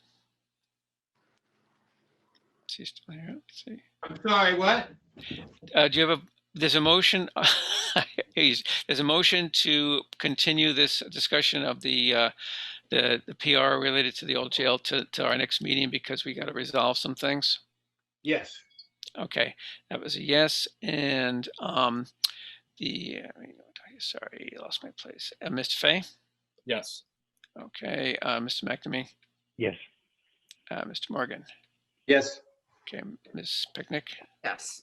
Okay, and I'll vote yes too. All right, so we'll just to make that nice and official, we're continuing that. Okay, now we can move on to the Museum of Old Newbury, commonly and often referred to as the Cushing House Museum, but it is the Museum of Old Newbury. And let's see if I hope our attendee is still here. Yep, Susan Edwards is still here. So let me see. The most of you were around for the last round of this. The Museum of Old Newbury has been doing a lot of work. There's a major project on the electrical system. We're not about that tonight. There were a project that was broken up into a couple parts around the landscaping. Here we go with landscaping again. They are applying for Community Preservation Act funding. And so they have an application going in for this year for the I think it's the either second or third, but anyway, final phase of this. A third and final phase is what my notes have. So I'm going to let Ms. Edwards describe what it is they want to do. And I also have, hopefully you saw that there was a memo that I already drafted expressing the support of the commission for the project, for the really it's not for the project so much as the CPC application for the work. So I'm going to, hopefully you've had a chance to look at that, because there'll be a motion that the board would like to, send that draft along. So having said that, Susan, you should be able to speak at this point if you'd like to tell us a little bit more about your application and so on. Thank you. Thank you to all of you. I sent a draft application, which I guess is what is up on the screen, as well as a summary proposal to Chairman Richards, and also a number of photographs and plans if those are required. This is our third and final phase in 2000, I believe it was 2019. The CPC approved a grant for phase one, which was the laundry yard behind the Cushing House. Phase two, which was approved last year by the CPC and the City Council, is for phase two, which is going to be the restoration and rehabilitation of the courtyard behind the Cushing House. And this one addresses what I call, it's listed differently on some of the plans. I call it the carriage path to the carriage barn. On some of the plans it's listed as an alley, which doesn't really describe it historically. It runs from Fruit Street to the carriage barn. And the other area that we're focusing on this year is the orchard and nursery garden, which runs from the formal rose garden to the Perkins Printing and Engraving Building. And this will make all of our landscape areas contiguously ADA accessible. We are hoping to use them more and more, especially because of the pandemic, for programming, for demonstrations, for workshops. And right now, if you could go, Caitlin, please, to that first photograph that appears there. This is the current view of the carriage path to the barn. As you can see, it's a combination of sod, cobble, granite, and dilapidated fences. We also have a granite wall which goes underneath that fence to the right of the photograph. And with private funding this year, we have rebuilt that granite path, which was in danger of collapse because of the drainage and the grading in the courtyard and the carriage path as it is now. So this part of the project would correct that drainage so that the water does not go into the granite path. And it would involve removing all of the cobblestones and granite pieces, regrading, cleaning, salvaging the materials, and providing the proper borrow fill, and putting it back as it was during the late 19th century when the Cushing family lived there. In addition, if you can, I think there's another photograph, Caitlin, that shows a close-up, yes, of the bulkhead and the ramp. into the carriage barn. The bulkhead is no longer functional and we want to remove it and put a flat covering. And the ramp is very dangerous. It's not to grade. It is wood. It is slippery. And our landscape architect proposed a split ramp that would allow us to place it back when we were moving large pieces in and out of the carriage barn, but also just to have the right ramp when we needed it to provide footpath entry into the carriage barn. Pardon the interruption, Susan. This is a separate structure than the Mint structure. Is that correct? Very, very separate. Yes. Yeah. Okay. This was built in 1808. It was oriented toward High Street in the late, I want to say 1860s, 1870, when the first Mrs. Cushing died. Head of household changed, and the sons and their spouses decided to purchase the property next door, which is now 20 Fruit Street, reorient the carriage barn so that the entrance was onto Fruit Street rather than onto High Street, and establish a garden from High Street to the back of the property. Oh, okay. So if I was, let's say, holding the camera, taking this picture, Fruit Street would be directly behind me.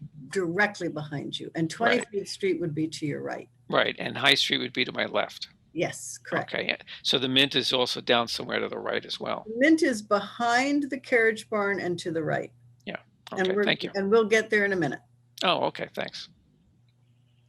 So, so as I said, most of this work involves removing, salvaging, cleaning, and grading, drainage, and relaying the 19th century surface.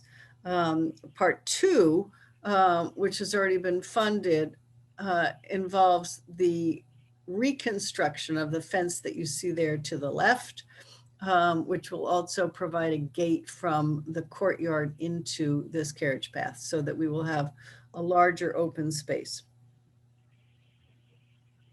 Okay. So let's move on. I mean, I think we can just click through these other slides pretty quickly.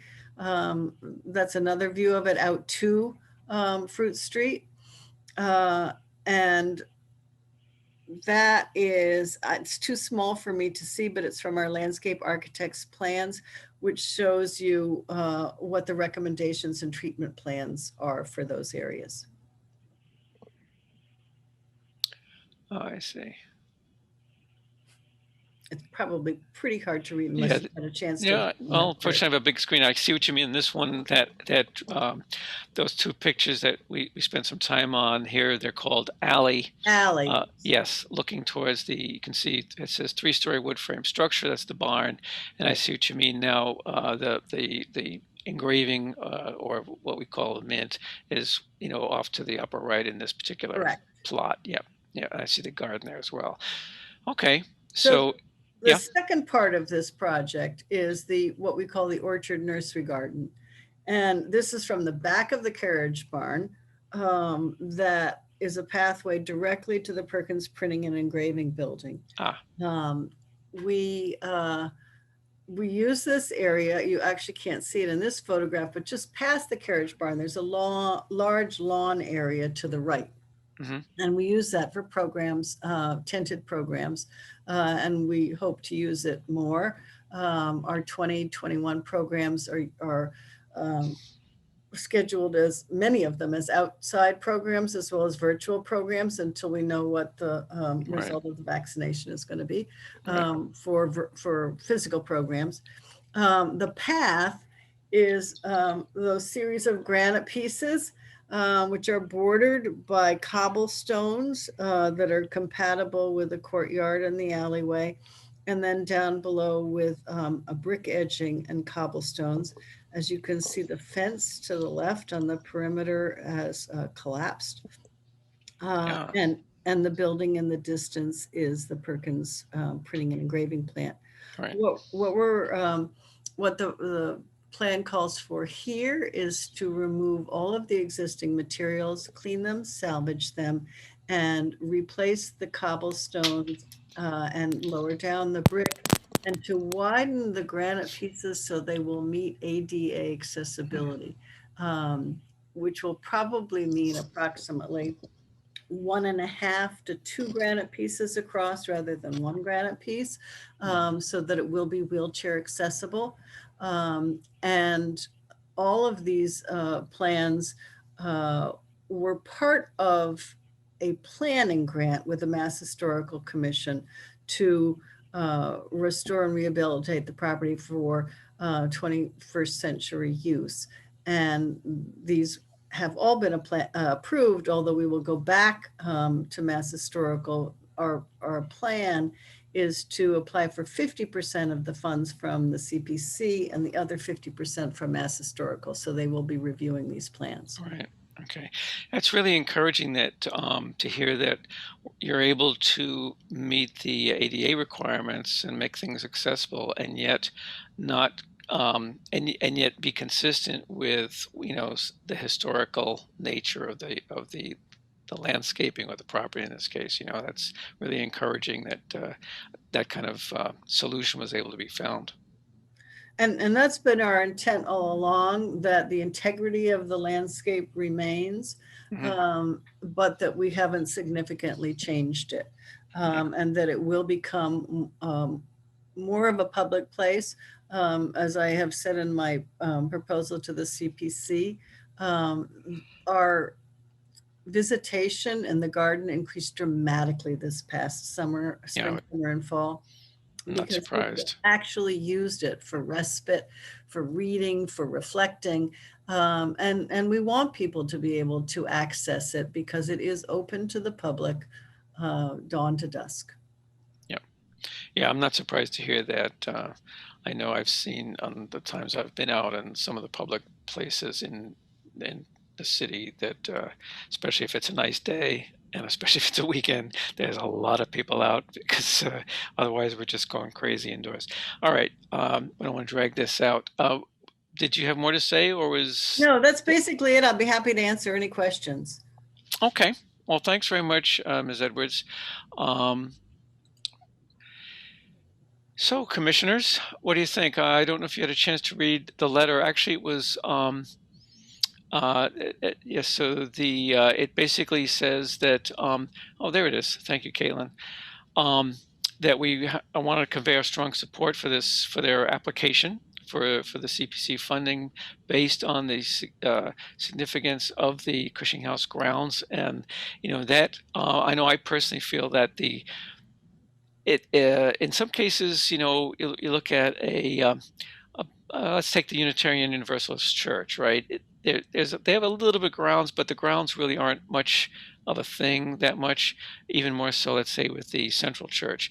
But in this case, you know, because you've got multiple buildings, you've got the Cushing House itself, you've got the barn, you've got the engraving place, you've got, you know, a lawn, you've got gardens, you've got the cute little garden structure that's up by High Street. I believe that's part of your property, if I'm not mistaken. Yeah. So, you know, it all kind of is part of that whole little, it's almost like walking back in history to walk in there. So I think it's really a wonderful thing to be able to preserve that whole thing. That's my personal opinion. I'm not here to twist anyone's arm. So I hope that the board will join me in supporting this application. Does anyone have any questions for Susan Edwards? No, I'm so excited about the preservation of historic landscapes, as you know from our last. Yeah, right, really. Yes. Yeah. Yeah, thank you. Would anyone, since you muted yourself again, would anyone care to make a motion? I just say that because typically in these meetings, you know, the chair doesn't normally make the motions themselves. Usually a member of a board makes a motion. And in this case, the motion would be to approve the sending of this letter of support on behalf that Ms. Edwards can include it with her application to the CPC. Yes, I will make that motion. Thank you. Okay, thank you. Patricia, is there a second? Malcolm, I see you raising your hand, but other people can't necessarily see that, so you have to say it audibly. Your mic is still on. Just speak up. Say you second it. Second, Thank you. Okay, very good.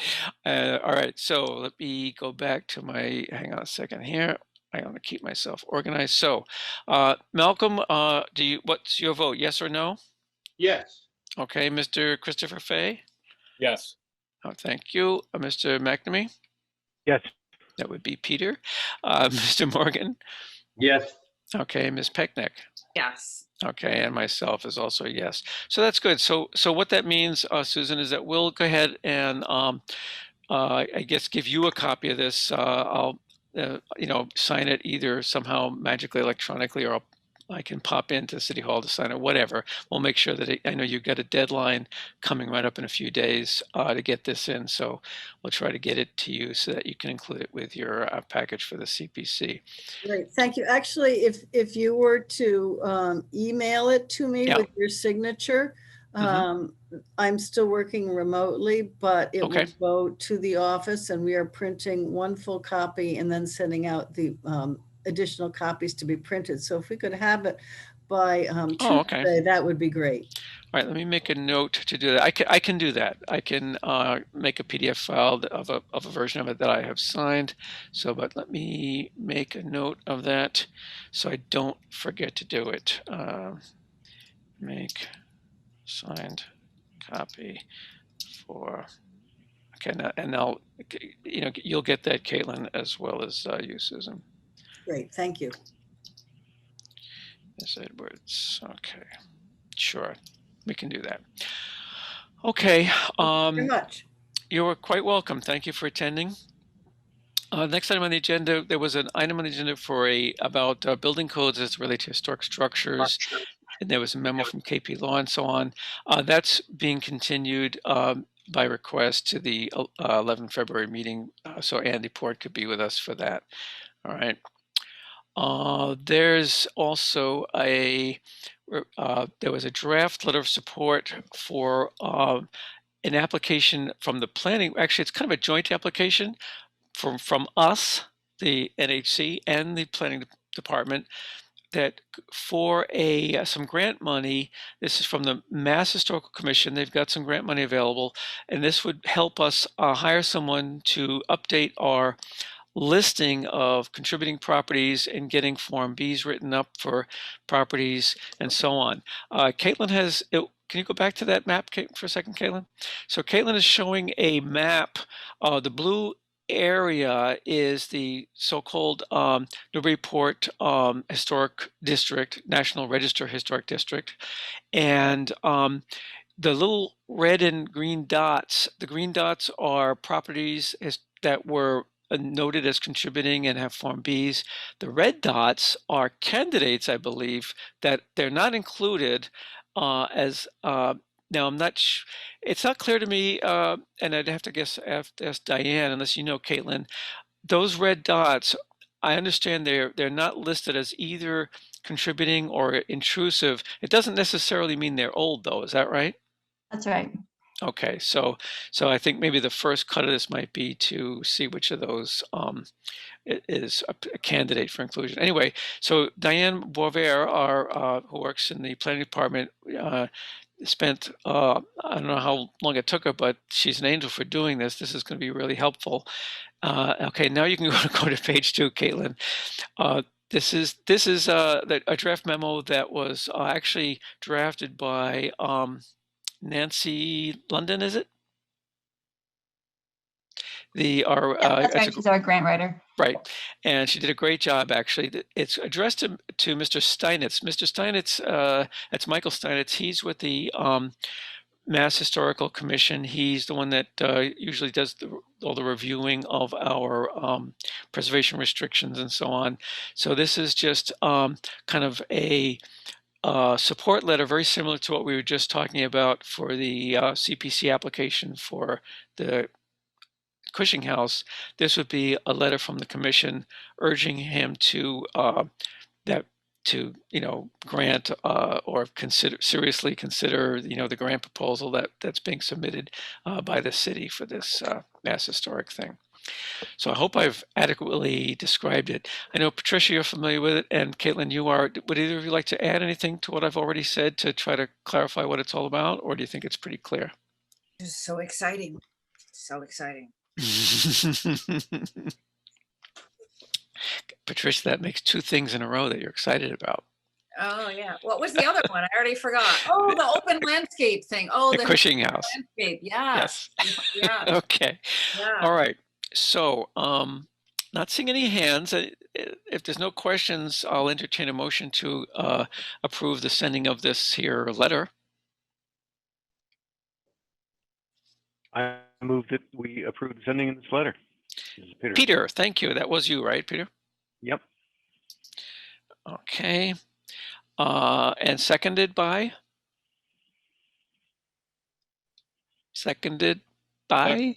Second. Christopher. Okay. Thank you, Christopher. Okay. The roll call. 1 second.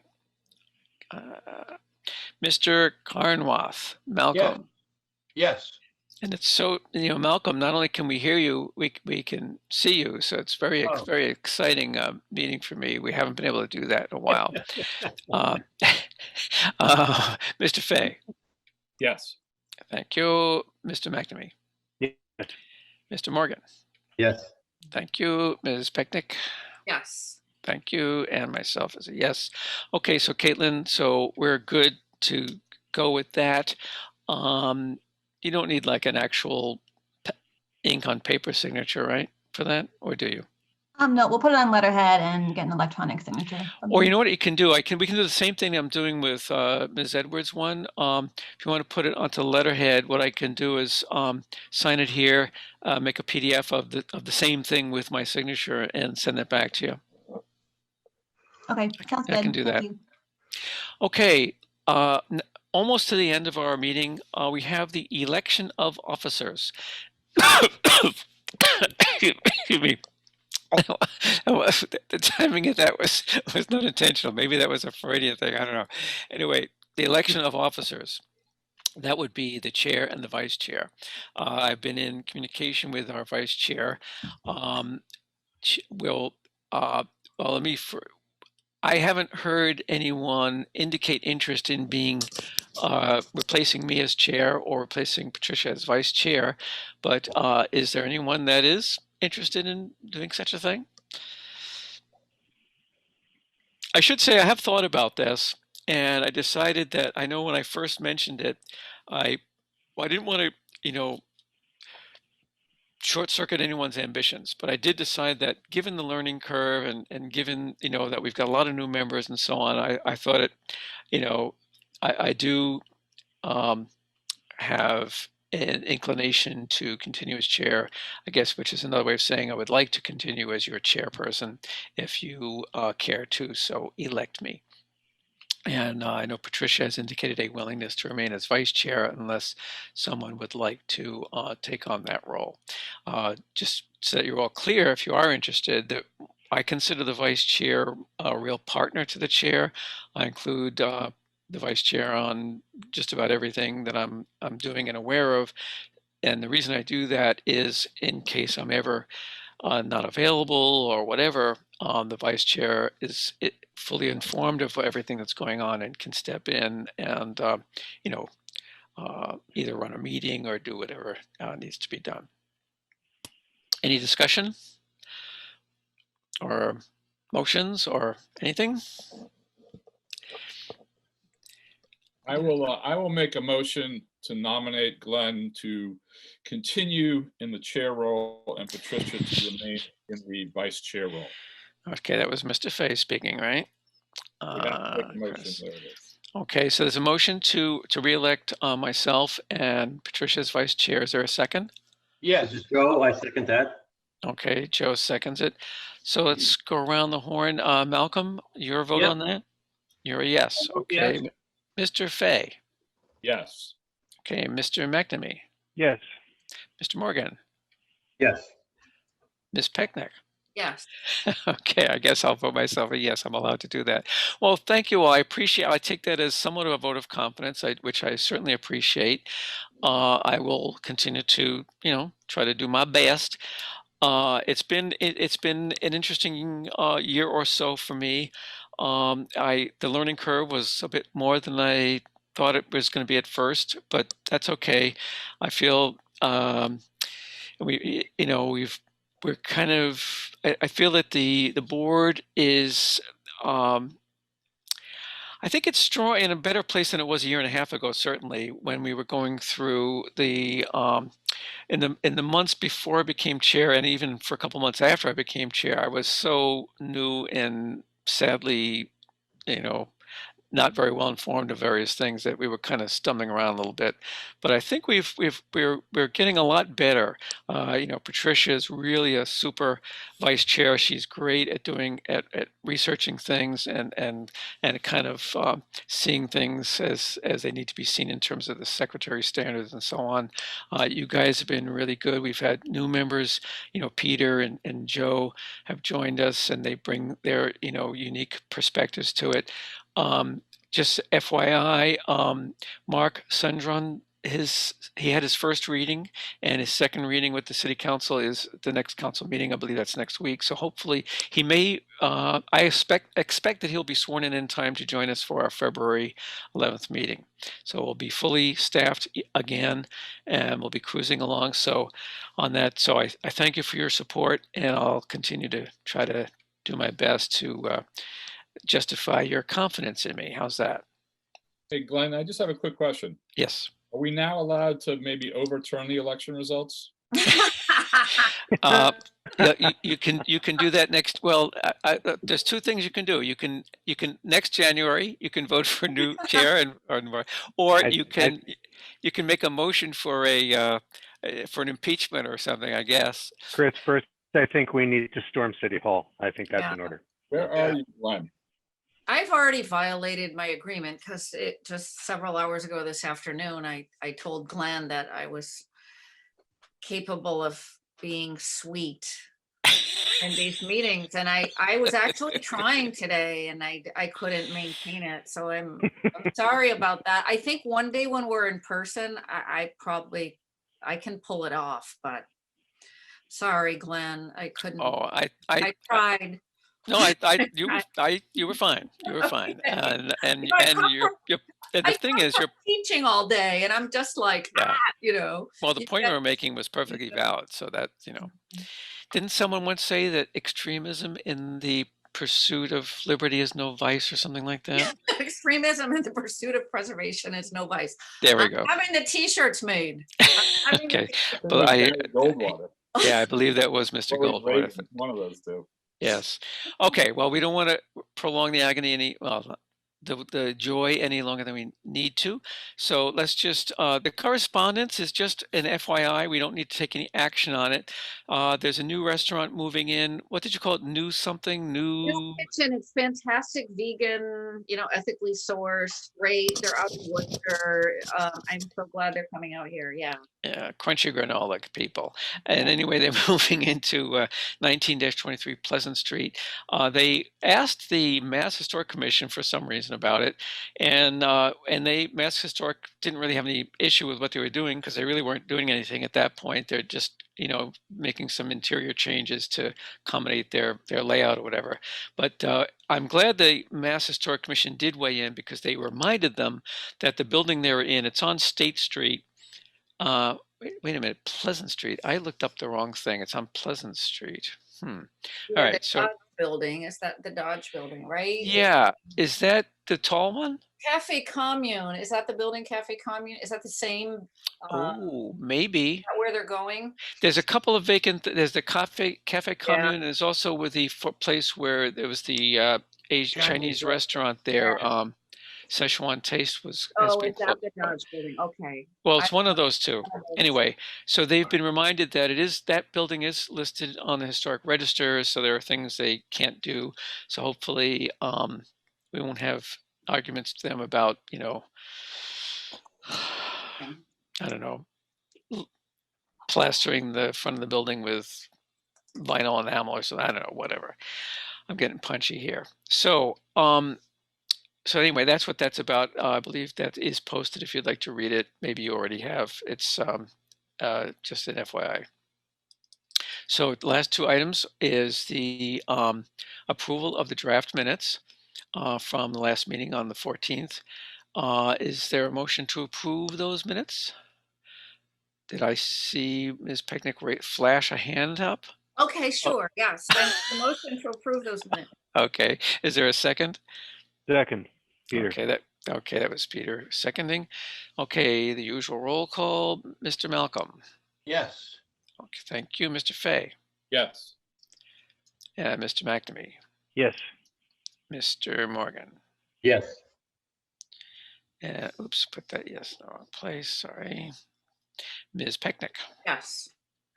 And myself as approval. And by the way, I've been calling you Ms. Pecknick. Is that fine? Is that what you usually go by, Patricia? When you're not going by Patricia? Yeah, I go by a number of things, some behind the back, some right to my face. Yeah, the ones, let's stick with the ones to your face. Yeah, Ms. is fine, thanks. Yeah, because my husband and I have different last names, so Mrs. wouldn't work, and you know, Yeah. Ms. is fine, thanks. Yeah, that's fine. How I about know my Professor? wife and I have different last names as well, and the more traditional friends and neighbors, whatever, address things in the most peculiar ways. Anyway, so unless someone has anything else, where the floor is open to a motion for adjournment. I move to adjourn. Thank you, Mr. Morgan. Any second? Second. Okay, it sounded like Peter and someone else did as well. Okay, Mr. Malcolm, you Yeah. for it. Okay, Mr. Fay. Christopher, you in favor of adjourning? You're muted. My Sorry. microphone was up. Yes, I vote to I adjourn. kind of thought you would, Mr. McNamee. Yes. Okay, and Ms. Pecknick. Are you thinking about it, Patricia? I thought I said yes, yes. Oh, I'm sorry. I didn't hear you. Okay. Then I am unanimous in that, as Ms. Slocum used to say. Okay. Well, thank you all. That ends tonight's meeting of the Newburyport Historical Commission. Thank you all for attending. I think our attendees are down to 0, so everyone else has left. So I guess we are done. Thank you all. Thank you. Thank you, Night all. Chair. Bye-bye. Okay. Good night, Bye-bye, everybody. everyone. Thank you. Thanks, Caitlin. Great Good night. job.